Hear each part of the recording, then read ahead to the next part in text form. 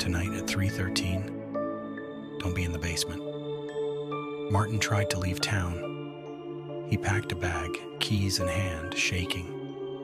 But when he opened his front door, the street outside looked wrong.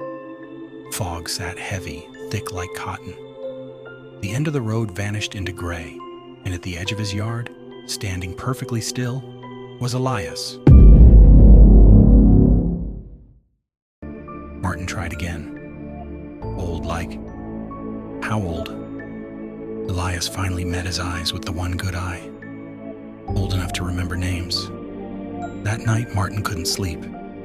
He kept thinking about that word. Names. At 3:13 a.m., he woke to a sound outside, a scrape, then a soft thud. He went to the window. Elias stood in the yard, holding something long and pale in his hand. At first, Martin thought it was a root.